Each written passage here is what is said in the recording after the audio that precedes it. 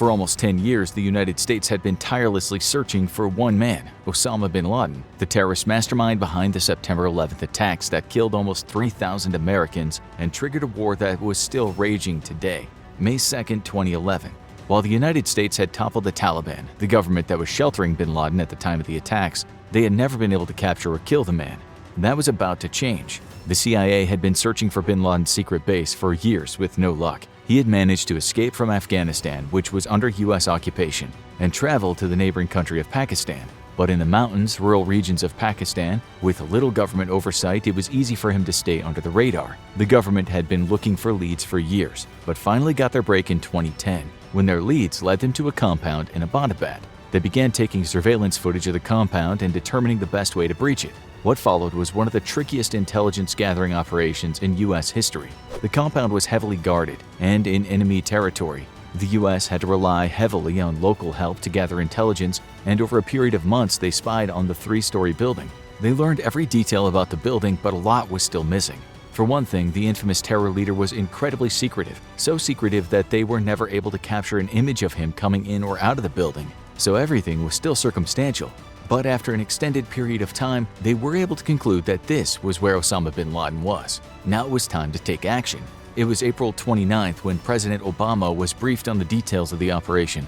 Many within his security team were skeptical about the operation. After all, if it went wrong, top U.S. troops would either be killed or remain trapped behind enemy lines. Not only would this be a disastrous loss of life, but it would potentially expose many of the U.S.'s biggest secrets if they were interrogated and forced to reveal classified info. And with the doubts that bin Laden truly was in the compound, many didn't feel it was worth the risk. Ultimately, the president disagreed, and he gave the okay to the operation that would become Operation Neptune Spear.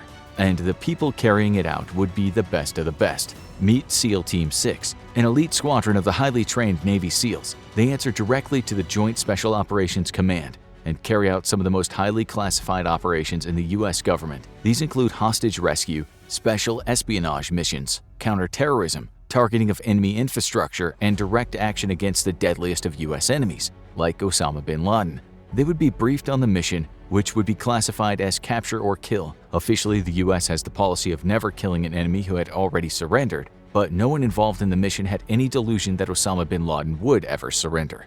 And to pull this off, they had to implement some risky strategies. The planning had been going on for the better part of a year, since the intelligence reports started coming in, and many strategies had been considered. The easiest would have been a joint operation with Pakistani military forces, but the Pakistani government wasn't exactly friendly, and the U.S. was worried that bin Laden could be tipped off in advance. The U.S. also considered striking at the compound with stealth bombers, which could atomize bin Laden, but there would be no way of following up to ensure he was already dead, and the tricky terror leader had managed to escape U.S. operations before. So instead, the government decided to go old school. SEAL Team 6 would be flown in using modified Black Hawk helicopters that were designed to be quiet and would be able to fly in under enemy radar. The Pakistani military had been heavily trained and supplied by U.S. advisors, so their capabilities were known, and the U.S. was confident they could get around them. The goal was to get to the compound without being detected or challenged by the Pakistani forces, and once the target was down, they would be able to beat a hasty retreat. May 1st, 1:22 p.m. Defense Secretary Leon Panetta received word from the president and directed Admiral William McRaven to move ahead with the operation. Within the next 2 hours, President Obama and his national security team would move to the Situation Room to watch the whole thing unfold over night vision images transmitted to them from a drone. The roughly 24 Navy SEALs sent on the mission would temporarily be transferred to the control of the CIA, so it would technically not be a military mission and would not be classified as an act of war. These were going to be some of the most critical minutes in the U.S.'s modern history, and for the men on the ground, every single minute would count. While the roughly 24 SEALs were the ones who would breach the compound, there were 79 commandos and a dog involved in the raid. The dog, a Belgian Malinois named Cairo, was there to alert the SEALs to any sudden activity, including the Pakistani military approaching the compound or anyone trying to escape. The core team was backed up by a dog handler, interpreters, pilots, intelligence agents, and tech experts who would make it all possible. But the success or failure of the mission would hinge on the men entering the compound, and one wrong move could spell doom. 3:30 a.m., give or take. 2 helicopters descend on the Abbottabad compound, while the other helicopters stand by in case they're needed. These 2 will carry out the primary mission. Flying low to the ground, the stealthy Black Hawk helicopters hover over the compound grounds. While the first deploys ropes to lower its team to the ground, the other heads to the far northeast corner to covertly drop off its interpreter, dog, handler, and 4 SEALs. If everything went smoothly, they would soon be at the compound. But everything didn't go smooth. While the helicopters weren't detected and they didn't come under hostile fire, Mother Nature had something to say. The first helicopter flew into what's known as a vortex ring state, an air phenomenon caused by a higher than expected temperatures creating an air vortex. The rotor's air pressure didn't diffuse properly, the helicopter was knocked off balance, and it grazed the back of the compound wall. The tail rotor was seriously damaged, and the helicopter started rolling over. The quick-thinking pilot drove the helicopter into the ground nose first, preventing a total collapse, and the SEALs and crew were able to escape unscathed after a rough landing. Now the only question was, had this blown their secret mission? The answer seemed to be no, as there was no sign of aggression from the compound. The SEALs had successfully weathered a crash landing without being detected. The helicopter was secure against the compound walls, and the other helicopter had landed safely outside the compound. The rest of the team was scaling the walls, and the whole team was reunited. The next step was breaching the compound, and that's where the SEALs explosives team came in. They needed to get in quickly and hit people inside with shock and awe. Outside preparation was key, but once they were inside, every second would count. 10 years of searching had come down to this. 3:33 a.m. To get through the security, the SEALs used portable explosives to blow open the doors of the compound's guest house one by one. They breached the compound and began storming up the stairs. The first room they encountered on the first floor contained 2 adult males, but neither was Osama bin Laden. They were detained, but they weren't the target. More disturbing, every floor seemed to contain small groups of children. This wasn't just a terrorist compound, it was home where the terrorists kept their families, regardless of the danger they were putting them in. And with every floor the SEALs ascended, the danger would escalate. 3:35. What happened next? Reports of that may vary. As they reached the second floor, they encountered more resistance. This is where bin Laden's courier, Abu Ahmed al-Kuwaiti, was found, and SEAL Mark Owen would controversially write a book on the firefight. He claimed that al-Kuwaiti was armed and fired on the SEALs. While one SEAL was lightly injured, they returned fire and killed the evil courier. However, intelligence sources later said that the SEALs were able to get the drop on the man after cutting power to the compound and eliminated him without him fighting back. What was clear is that they still hadn't encountered the man himself. 3:37. It was time to ascend once again, and the resistance became fiercer the further the SEALs headed into the house. They'd encountered the courier, as well as his brother and wife, and all enemies had either been killed or captured. As they ascended the staircase, they encountered another enemy, and this one provided a glimmer of hope. After the al-Qaeda soldier was killed, the SEALs identified him as a son of Osama bin Laden, one of the terror leader's many progenies who followed in his footsteps. And if he was there, odds were good his father wasn't far away. 3:39. There was only one floor left to be breached, the third, and the SEALs were steeling themselves for yet another disappointment. This was clearly a high-level al-Qaeda compound, but bin Laden had been notorious for staying one step ahead of his pursuers, and he could be far away by now. But as they breached the third floor, it became clear this time was different. In the third floor's main room was Osama bin Laden, seemingly unarmed and wearing the loose-fitting tunic he was usually seen wearing in his many propaganda videos. The SEALs got their first glimpse of him as he stuck his head out of the bedroom, and they didn't miss their opportunity. They immediately fired, wounding him. However, he was able to retreat back into the bedroom, and the SEALs pursued. The room was revealed to contain many of bin Laden's female relatives, including several of his wives. One approached the SEALs as if she were charging, and the SEALs quickly shot her to wound, grabbing her and advancing further toward the terror leader. Osama bin Laden had nowhere left to run, and America's most skilled soldiers were right outside his door. What happens next? Reports vary. Matt Bissonnette, one of the SEALs on site, claims that bin Laden had been mortally wounded by the initial shots as they approached. His wives were trying to protect him, and the SEALs were forced to act as any one of them could have an explosive device. But when they pushed past them, they found bin Laden on the ground, mortally wounded. As he moved, they fired multiple shots and neutralized the terror leader for good.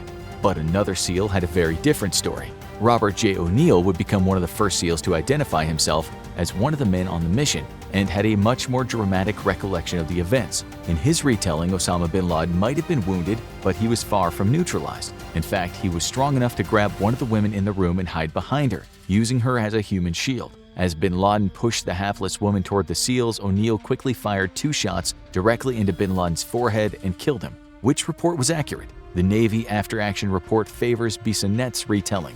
And just like that, one of the most notorious enemies of the United States was no more. The SEAL team radioed back, "Forgotten country, Geronimo, Geronimo, Geronimo," officially confirming that the enemy had been killed in action. The entire affair had taken less than 15 minutes from landing to the elimination of Osama bin Laden, one of the most efficient operations in U.S. military history, and had been completed without a single death or serious injury to the entire Navy SEAL team. Watching from the Situation Room, President Obama uttered the words the entire White House team had been waiting to hear: "We got him." But the mission wasn't over just yet. 3:55. The SEAL team members quickly sprung into action, securing bin Laden's body and moving it downstairs. They would be exiting shortly, but there was still some extensive cleanup work to do. The compound might be a source of vital intelligence, and they thoroughly searched the room and surrounding area. They found 2 weapons in the room, an assault rifle and a pistol, but the efficient team had managed to neutralize bin Laden before he could reach them. They weren't loaded, indicating the al-Qaeda leader was not expecting a firefight. But what to do about the other residents? Almost everyone who had engaged the U.S. troops with weapons had been killed, but the compound was full of civilians. The U.S. had no desire to take all the women and children found there into custody, so they non-violently restrained them and left them outside the compound to be found by Pakistani forces. Most didn't put up any resistance, besides the injured wife of bin Laden, Amal Ahmed Abdul Fattah. She berated the SEALs in Arabic for the entire duration of the cleanup mission, and it seemed the Yemeni woman was a true believer in her late husband's mission. She, like most of the people found there, would eventually be deported from Pakistan back to their home countries in the Middle East. And now it was time to make a clean getaway. 4:05. Bin Laden's body and every important piece of intelligence or evidence had been secured. Taking what they needed, the first helicopter was loaded and primed for takeoff. Much like the landing, this was a low takeoff to avoid detection. For those back in the US, the SEALs were heroes, but this was an unauthorized mission, and it was unlikely the Pakistani forces would be grateful if they were caught there. But much like the first time, SEAL Team 6 pulled off a perfect getaway and exited the compound. But there was one more matter to attend to. 4:08. The damaged Black Hawk helicopter that crashed into the compound would not be leaving through the sky, and Pakistani forces would be there shortly. The chopper contained vital information about U.S. military capabilities, because it wasn't just a standard helicopter and had been outfitted with stealth features. So before they departed, the troops used the same portable explosives like the one they'd used to breach the compound and gave their fallen chopper an explosive send-off. This only took minutes, and soon one of the backup helicopters brought on the mission arrived, scooping up the remaining SEALs and flew them off to join the first helicopter. The mission was over, and now it was time for a long ride. 5:53.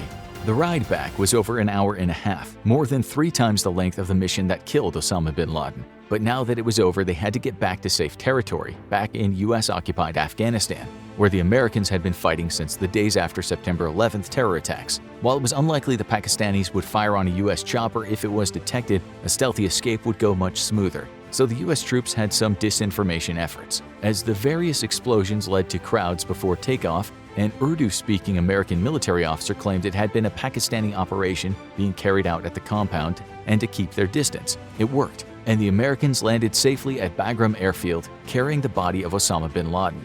Now it was time to deal with the aftermath. 7:01. Back at the White House, the celebration was tempered by one question: was it really him? Bin Laden was infamous for using body doubles, and there had been multiple times where it was thought he had been killed, only for it to turn out to be a feint. So everyone waited anxiously for the results of the preliminary examinations of the corpse, and over an hour after the SEALs arrived in Afghanistan, a new report came in indicating that the notorious rogue was actually dead. This time, the United States had gotten their man, and the American public was about to find out. It was the evening of May 1st when word started going around that the president was going to be making a speech on TV that night. Usually, when Barack Obama made a planned speech, it was early in the evening during prime time, often to the annoyance of everyone who was trying to watch their favorite TV show. But this unplanned speech on short notice was different, and political watchers kept waiting until the president ascended the podium at less than half an hour to midnight. And as soon as he opened his mouth, people knew this was big. 11:35. Tonight, I can report to the American people and to the world that the United States has conducted an operation that killed Osama bin Laden, the leader of al-Qaeda and a terrorist who is responsible for the murder of thousands of innocent men, women, and children. As the president paid tribute to the many who died in bin Laden's terror attacks, a spontaneous celebration erupted around the country. It was just short of 10 years since the September 11th terror attacks, and many Americans lived in fear of the next attack. As word got around, large groups of fans attending sports games screamed in joy. Democrats exulted in the biggest foreign policy win of the Obama presidency, and Republicans celebrated the end of an enemy while wondering if they should even bother running against him next year. And there was only one thing left to do. 12:59. It was a little over an hour after President Obama's speech, and the troops had one major piece of business left to attend to: what to do with Osama bin Laden's body. The terror leader had been fully tested and examined, and they were sure he was their guy. He had been checked for any vital intel, and the body had no more secrets to give up. The only thing left to do was dispose of the body, but there was one problem with that. No one wanted him. Bin Laden was wanted in just about every country on the planet, and even countries where he had sought refuge, Pakistan and Afghanistan, considered him an outlaw. No country would want to give him a grave, because it would be a massive target for radical activity. No one wants to have an Al-Qaeda pilgrimage in your country every year, so why not just cremate his body and be done with it? Cremation is against Islamic tradition, and as hated as the terror leader was, the government still wanted to respect his faith. No need to anger his followers any more than they already were, given that their leader had just been eliminated. Fortunately, there was an alternative. Bin Laden's body was loaded onto the aircraft carrier Carl Vinson, and the U.S. government called the government of Saudi Arabia for approval to dispose of the body. He was a Saudi citizen after all, and the Saudis were important allies of the U.S. government at the time. And the Saudi response was, "We don't care what you do with him, just don't make it our problem." The plan to bury Osama bin Laden at sea was approved, and the body was treated with Muslim religious rites. There was even a brief reading of Arabic religious statements, at which point the body was draped in a white shroud, placed in a bag loaded with hundreds of pounds of iron chains, and placed on a wooden board. As the board was tilted forward, bin Laden's body slipped into the sea, ensuring the terror leader would never have a grave that could be visited by loyalists or targeted by enemies. And now that the entire operation was over, there was only the cleanup to attend to. It was roughly 3 a.m. local time in Pakistan when the army chief received a phone call informing the country of the operation that took place in their borders. The chairman of the Joint Chiefs of Staff filled him in on the details and likely smoothed over some angry words. While there was some brief dispute of whether any Pakistani forces had been involved, the government denied this, and reports stated that the Pakistani planes which scrambled to the location had only arrived after the U.S. forces had departed. This is not where the aftermath ended, though. The raid that killed Osama bin Laden had played out over less than an hour, but the follow-up would span years. Controversy centered around the legality of the raid on foreign soil. Although the laws passed after 9/11 gave the U.S. wide latitude to eliminate threats abroad, Pakistan wasn't pleased with the U.S. operating on their soil, and the U.S. wanted to know more about bin Laden's network of support in Pakistan. Neither got too many answers. Conspiracy theories persisted about bin Laden's being alive, although the U.S. government releasing some photos of the terror leader's corpse largely put those to rest. And there was one more inevitable act. Once the operation was partially declassified, various members of the team started putting out memoirs. Some varied in details, and most made the person writing the book out to be the hero. So naturally, it wasn't long before Hollywood came calling. Only a year and a half after the death of Osama bin Laden, the movie Zero Dark 30 was released, and its pick for the hero was a fictional intelligence analyst played by Jessica Chastain, because it wouldn't be a key moment in American history without Hollywood putting its own spin on it. Osama bin Laden, the world's most wanted man. Not only did he pull off a devastating strike against the U.S. homeland, but he managed to avoid capture and survive for a decade afterwards. What went wrong? And how did this notorious terrorist manage to avoid justice for so long? Turns out that the answer goes back to even before the infamous attacks. Born in Saudi Arabia, bin Laden wasn't some downtrodden underdog who became a terrorist. He grew up in luxury as the son of a billionaire construction magnate. So, how did he get radicalized? It all started when he joined Pakistani forces fighting against the Soviets in Afghanistan. But he didn't develop his unabiding hatred for the US until the Gulf War, where he saw American troops stationed on Saudi soil. So he viewed it as a desecration of the holy Muslim land. Even though the countries were allies, it didn't matter. He was determined to get revenge, and soon would form the Al-Qaeda terror group that would target US interests abroad and at home. And he didn't get a welcome reception at home. His radicalism led to him being expelled from Saudi Arabia and losing his citizenship. So he became a stateless figure looking to hide in any country that supported his cause. His first attack was in Yemen in 1992, where his team bombed a hotel full of US troops. It detonated prematurely, killing 2 civilians in the parking lot. A year later, the World Trade Center in New York was hit by a bomb in the parking garage, killing 6 people. While bin Laden was never proven to be involved, the mastermind of the attack trained in Al-Qaeda camps. And 2 years later, a car bomb exploded at a military base in Saudi Arabia, killing 7 people, including 5 Americans. Bin Laden was on the US radar now, but where was he? At this point, he was hiding out in the African nation of Sudan, which was known to be friendly to Islamic fundamentalists. But the government still had good relations with the United States, and Osama bin Laden came up in conversations between officials and the CIA. Did they offer to hand him over? It's not clear, but what is clear is that the US sniffing around his bases in that country led to bin Laden fleeing at some point, heading to his new home base in Afghanistan. Not that he told anyone. Al-Qaeda maintained a presence in Sudan, which would fool investigators for some time, and he was about to step up his operation in a big way. Until now, Al-Qaeda's attacks had been relatively small-scale, with only a few succeeding, but they were about to enter the realm of coordinated attacks, causing much greater damage. Starting with a duo of truck bombs in Kenya and Tanzania, hitting U.S. embassies in both countries in 1998. 12 Americans were killed, but the vast majority of the deaths, over 200, were locals. This was the first time most Americans had heard of Al-Qaeda, and the public wanted revenge. President Bill Clinton wasted no time in responding, but the response wouldn't have the desired effect. Operation Infinite Reach was a series of cruise missile attacks on Afghanistan and Sudan,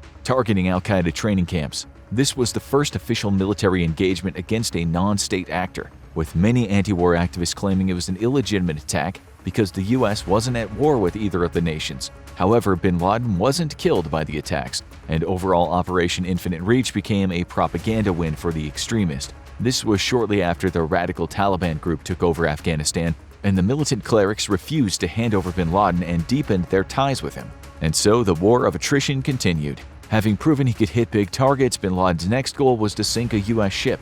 He would make his first attempt in early 2000, but the heavy bomb on the small boat derailed it, and it never reached its goal. He learned from that error and delivered a deadly payload to the USS Cole in October 2000, killing 17 sailors. The attack may have influenced the election in the U.S. the following month, but it was only a prelude to what would come less than a year later. Osama bin Laden was still seen as a minor threat, but that was about to change. The September 11, 2001 attacks were the first major attack on the U.S. mainland by Al-Qaeda, and the deadliest attack on U.S. soil since Pearl Harbor. 2 hijacked planes took down the World Trade Center, and a third hit the Pentagon, killing everyone on board. A 4th plane crashed into a field in Pennsylvania, and it was later revealed that that 4th plane was meant to hit the U.S. Capitol. Osama bin Laden was now public enemy number 1, and new President George W. Bush demanded justice. He announced to the world that the Taliban needed to hand bin Laden over now, and the Taliban's response was to demand U.S. ambassadors be sent to negotiate. Given the Taliban's history of taking hostages, this was rejected immediately. The war on terror had officially begun. The U.S. began bombing Afghanistan only days after the attacks, with one of their primary goals being to hunt down bin Laden. But where was he? He favored isolated safe houses, moving frequently and traveling with his wives and close associates. Now he sent his wives across the border to Pakistan and traveled from one Taliban-controlled safe house to another. A few months after the war began, he moved to the isolated Tora Bora region, where he was near impossible to find due to the rough terrain and the sparsely populated area with few sources to draw on. It would be a long war of attrition from here. Bin Laden didn't give up on attacking the U.S., but he would never pull off another major attack on the U.S. mainland. Only 2 months after that attack, the infamous shoe bomber Richard Reed attempted to blow up a plane from Paris to Miami,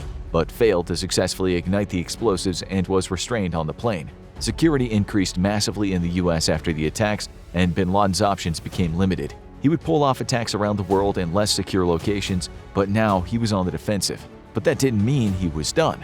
Osama bin Laden was the most wanted man in the world. The country he was hiding in was being bombed by the most powerful country in the world. The U.S. government agents were scouting the country trying to hunt him down, and a $25 million bounty had been placed on his head. Despite that, years would go by without any sign of him. Some people speculated that he had been killed in the initial bombings, but occasionally grainy videos of him threatening new attacks would surface. Were these body doubles designed to keep the propaganda alive? No one was sure, but the U.S. kept up the hunt. It would be a long, slow mission, and the true extent of it wouldn't become clear until he was finally found. For most of the time, the U.S. looked for bin Laden in Afghanistan, but that turned out to be a red herring. Afghanistan was the most sympathetic nation to bin Laden, but it was also quickly descending into anarchy. And soon the Taliban would be replaced by a U.S.-friendly government led by Hamid Karzai that created a rudimentary democracy, albeit one that had to fend off attacks from the Taliban forces for its entire duration.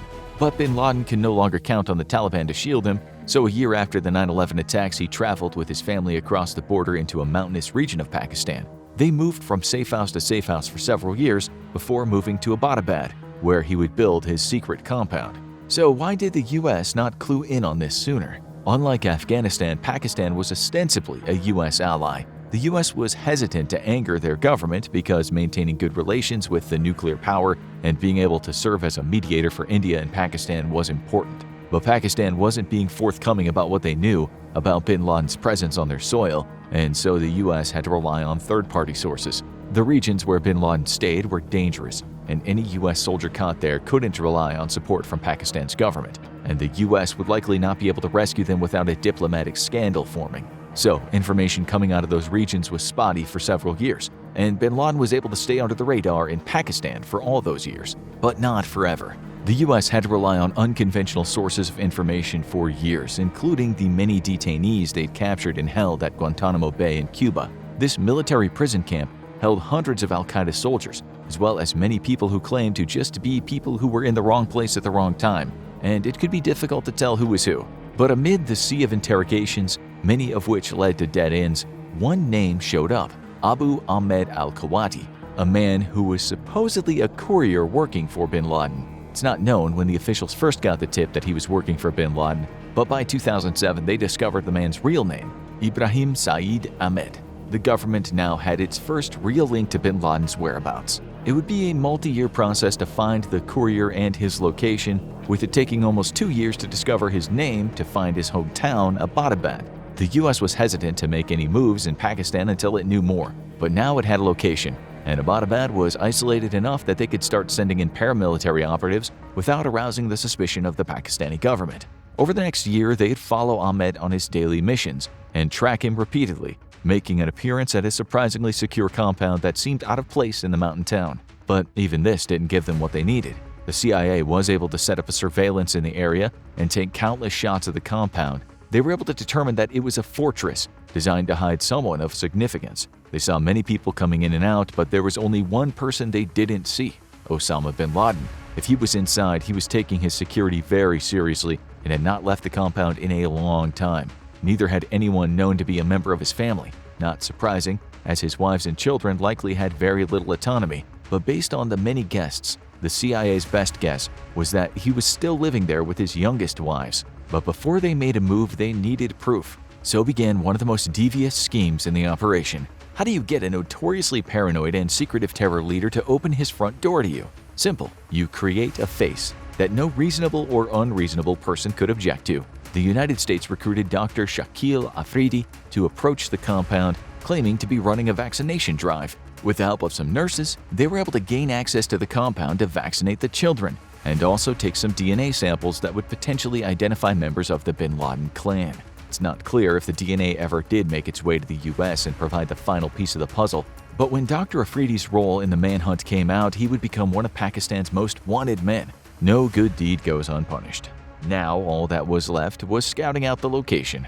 The compound was massive, located on a lot around 8 times the size of the largest houses in Abbottabad. While the actual house wasn't too large, the security ballooned it to many times its size, surrounded by concrete walls up to 18 feet wide and topped with barbed wire. The only way in was through security gates, and there was no way to do digital spying on the compound because there was no internet or phone service on the base. So anyone hoping bin Laden would hack into some unsecured Wi-Fi was going to be disappointed. The third-floor balcony had an additional 7-foot wall shielding it from the public eye, and not even trash left the compound. The residents would regularly bury it. The compound was set for a war, and that's what it would get. But back home, it was a very different story. While Osama bin Laden was public enemy number 1 after the 9/11 attacks, soon he faded from the headlines. George W. Bush, who vowed to get bin Laden dead or alive, soon got distracted and launched a war to displace dictator Saddam Hussein in Iraq. He was re-elected, but the second half of his presidency would be defined by mounting casualties in Iraq, a devastating hurricane, and a terrible financial crisis in 2008. By that point, bin Laden had largely disappeared, and few people considered the hunt for him a top priority anymore. Bush would be replaced by liberal Barack Obama in 2009, and Obama vowed to disengage from Iraq and focus more on domestic affairs. He, too, had a troubled presidency, and his re-election was seen doubtful after his party took a shellacking in the 2010 midterms. And at this point, many people didn't even know if bin Laden was alive or dead. The US had never given up the hunt, but much of it happened far away from prying eyes. Many people initially speculated that bin Laden had died in the initial bombings or died due to illness in the ensuing years, but there wasn't any proof either way. A 2005 book interviewing al-Qaeda detainees disclosed that he had escaped from Tora Bora into Pakistan but reports that he had a serious kidney disorder made it seem to many like he might have just quietly died far away from the public eye. The US never publicly bought into the rumors, maintaining that he was a threat, but the lack of any new information made the public start turning out. And at a certain point, he started turning from terror leader to boogeyman in many people's eyes. For most people, their only connection to Osama bin Laden during these years was ill-sourced newspaper reports. Some were credible reports of where he might be hiding, others claimed he was dead or he might have changed his identity, maybe some claimed he was hiding out in Los Angeles with Elvis and Bat Boy. And as the attacks against the US homeland stopped and everyone got used to going through metal detectors and taking off our shoes at the airports, he started seeming less like a threat and more like a past figure. The government stopped giving the public updates, and most people assumed we'd never know the truth of what happened to him, which was why everyone was surprised when the bin Laden issue roared back into the mainstream media. In the years leading up to 2011, the CIA had staked out a place in Abbottabad and used informants and technology to learn everything they could about the compound. This included a drone that mapped every element of the house they could, ensuring that the team sent in would be as well informed as possible. They also used advanced spyware and tracking devices to pick up any cell phone signals in the immediate vicinity, even if the compound itself had no technology. Ironically, the size and security of the compound might have worked against bin Laden because it was so large it could be observed from multiple angles. And after years of intelligence gathering, a decision was made. The CIA and related organizations brought their intel to the president's desk, and Barack Obama had the most impactful decision of his career awaiting him. White House counterterrorism advisor John Brennan and CIA Director Leon Panetta were heavily involved in the planning,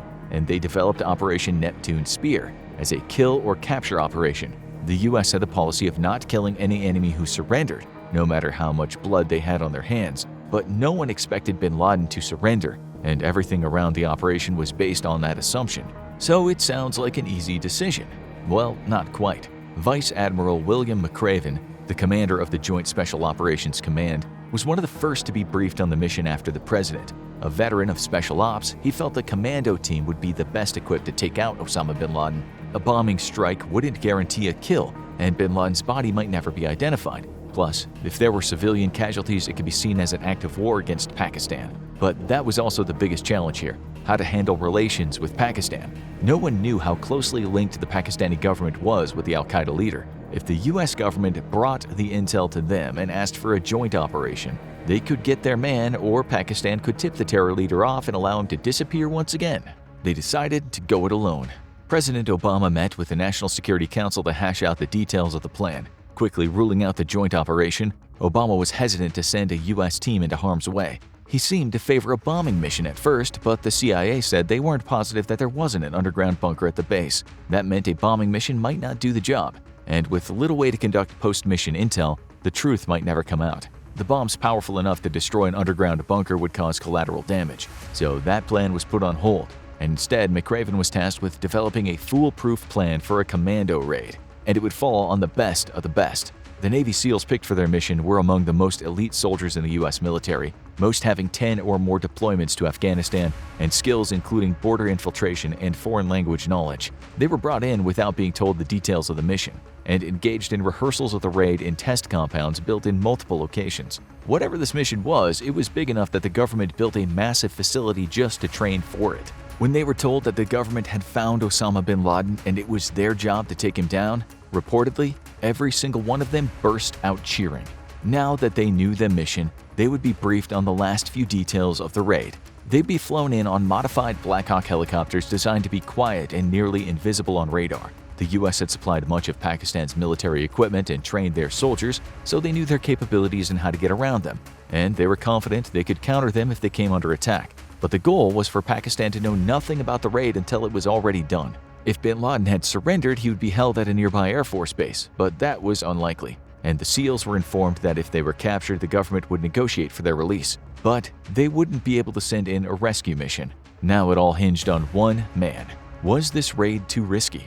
Was the president really willing to put a team of Navy SEALs behind enemy lines on what would likely be an assassination mission? If the mission succeeded, it would be the biggest foreign policy coup of the administration. But if it failed, Barack Obama's presidency would essentially be over. Meanwhile, the military brass was making final plans, including adding an additional helicopter detachment that might be able to help the team fight their way out if they were cornered. Ultimately, the president looked at the plan and gave the go-ahead for the mission that might finally rid the U.S. of its decades-long enemy. And now it was all in the hands of the Navy SEALs. As the team took to the air and headed for Abbottabad, the president and his closest team members retreated to the Situation Room to watch the raid on closed-circuit cameras. Around 12 SEALs were making their way toward the compound, and their command was transferred to the CIA for the mission so that the U.S. soldiers would technically not be controlled by the U.S. Army while on Pakistani soil. They would be backed up by 67 additional commandos and a military working dog, a Belgian Malinois named Cairo, who would be tracking any escaping people from the compound and alert SEALs to any Pakistani military presence, making him a very good boy indeed. It was time.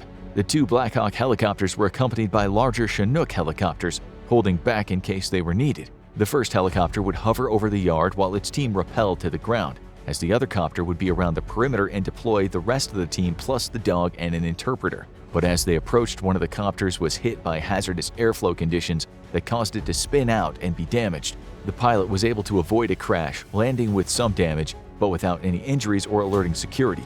They were on the ground, and now there was one thing left to do: breach the door and take on whoever was inside. Osama bin Laden is dead. The al-Qaeda leader had been public enemy number one of the United States and much of the world since he had masterminded a series of terror attacks against the U.S., culminating in the 9/11 attacks. He had avoided capture for 10 years, moving from safe house to safe house. But SEAL Team 6 had tracked him down and gunned him down. The terror mastermind was no more, and his corpse had been conclusively identified. Now there was only one thing left to do: deal with his body. But how do you actually lay a terrorist leader to eternal rest? The United States chose an unusual option, one informed by religion and history. The most efficient choice for dealing with bin Laden's body would have been cremation. The burning process would leave no trace of him, and it would ensure there was no burial place for him to be memorialized. But cremation is illegal in Islam, and bin Laden was a devout Muslim. Despite him being an enemy of the United States, they wanted to respect his faith. This would avoid angering his supporters and potentially causing more retaliation. While the practice of desecrating the bodies of one's enemies was common in ancient times, it was something that was highly frowned upon and beneath the U.S. today. So, why not bury him? There were a lot of issues with that as well. For one thing, a country would need to claim his body.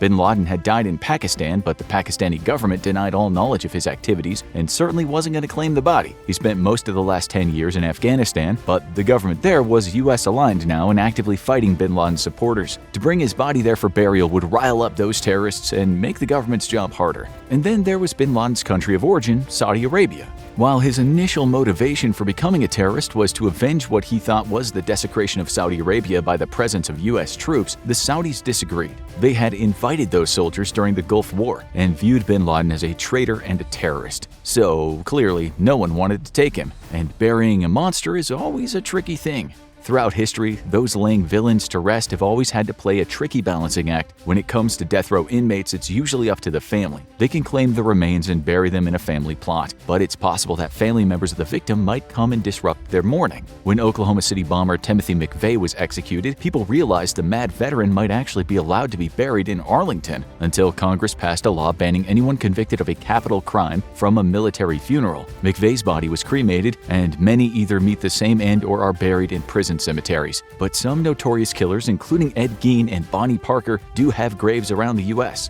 But bin Laden wasn't just a killer. When a historic villain has a movement behind them or even a nation, what happens to their body can be a matter of national security.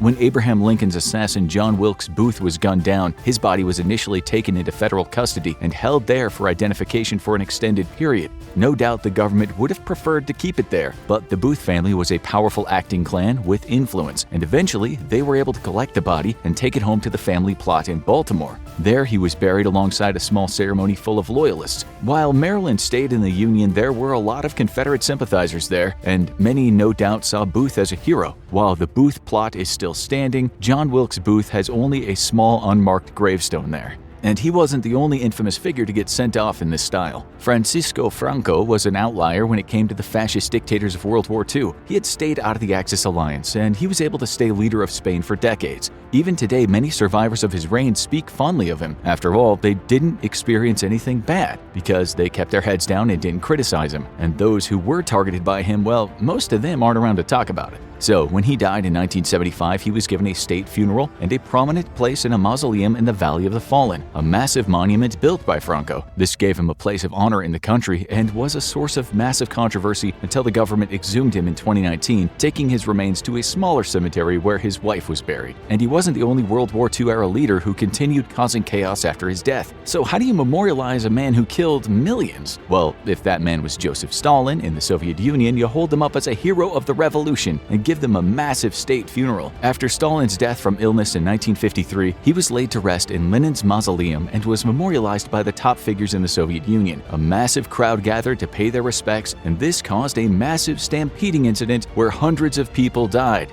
Stalin's body would eventually be moved to the Kremlin Wall necropolis, the Soviet Union's biggest memorial, until his successor, Nikita Khrushchev, eventually had him removed as part of his campaign of de-Stalinization. But in one case, the Soviets decided the best solution was no solution. Everyone knows Adolf Hitler met his end in a Berlin bunker before he could be arrested by the Allies. But what happened next? No one knows conclusively. We do know that the Soviets swept in, took over the bunker, and then Hitler's body was never seen again. The consensus is that the body was destroyed, but speculation over what happened persisted for decades, with even the Soviets commissioning reports on whether he could have survived. The ambiguity led to many problems, including false reports of Hitler sightings, but everyone agreed it was probably better than burying the Nazi dictator and letting neo-Nazis have a memorial site to rally to. And in one case, the controversy over a dictator's burial place spiraled completely out of control. The monarchy in England was all but absolute in the 1600s until Oliver Cromwell came along. The powerful English general staged a successful coup against King Charles I,